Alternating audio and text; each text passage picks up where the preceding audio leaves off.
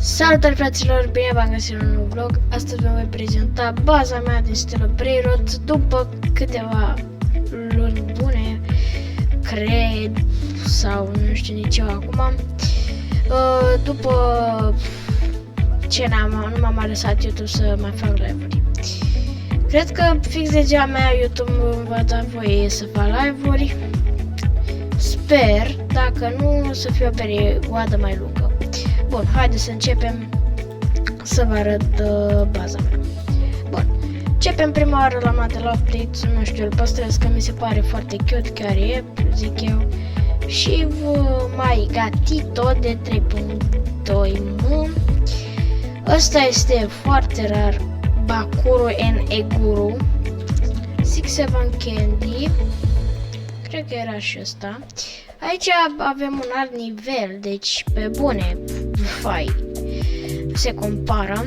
Și nu uitați, cei care vreți să faceți trade-uri, să scrieți în comentarii, pentru că nu mai pot face live-uri cam o lună. Și trebuie să mai fac și niște trade-uri, că am roturile astea de prea mult timp aici în bază, stau cu aceleași și aș vrea să le schimb.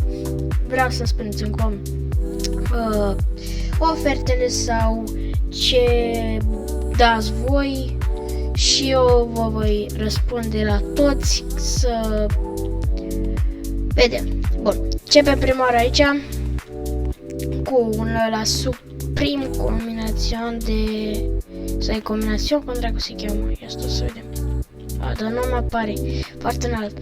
De 187 Diamond, nuclearul 90, la grande 60 cu Fire, la Ginger Secola foarte rar Blanrod, la Spooky grande de... stați un pic... 122 m, Tuf Token 156 cu mutația asta extrem de rară 26, Ketupa 280 Taco cu Fire, Tank 284 radioactiv. Cred că ați văzut. Bun, aici trecem la cu totul alt nivel și la realitate și în bani. Garamadon Gold cu mutația asta, nu știu ce mutație e, 212, Candy Garama care e super rară, super rară, cred că ați văzut ceva acolo în spate. Garamadon cu mutația de 26 care și asta e super rară, Taco și Crab, 600. Garama 50 normal, asta e, sau să zic așa, base, că am făcut și o rost de ea. Era să mai fac rost de una Diamond cu o mutație 115, dar a pierdut-o ăla și nu mai am putut să fac. Da. Aici e o surpriză. Începe rasa ta de joc. Bun. Dori. Bun. Începem cu un spaghetti Italii 375, Norcaledon 240, mai încoace. Checiurim 340 taco cu pisica aia, așa zic eu. Bă, și aici, ia uitați ce avem. Capitana Mobi! Și dacă vă uitați aici cam cât de rar e, cam pe al treilea rând, adică aproape ce mai rar din tot jocul. Aproape. Ce mai rar din tot jocul e Strawberry Elephant, dar... Bă! E rar. Ia uitați-l aici, stați că trebuie să se activeze un pic așa în asta, stați. Hai mă, odată, ras... Ia uite-l.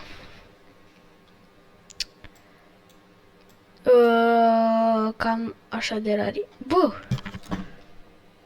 Stați aici, cred că... Păi, dar să mor încurci pe ăștia mereu. Care Hydra și care Dragon Canelon. Ăsta cred că e Dragon Canelon și ăsta cred că e Hydra. Ba nu, Hydra ăsta e. Sau? Da, mă, Hydra ăla e. Sau ba nu știu nici eu, nu știu nici ce. Bun. Și...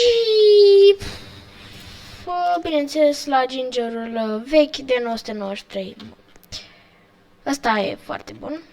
După cum știți, mi-am luat schem. Caut Garame sau Garama și bei și cum or fi, eu caut Garama, da? Cei care au Garame să scrie în comentarii sau alte trade-uri. Cam asta a fost videoul de azi, foarte scurt, dar am făcut și o prezentare la baza mea. pentru cei care n-au fost pe live-uri și vor să facă trade-uri cu mine.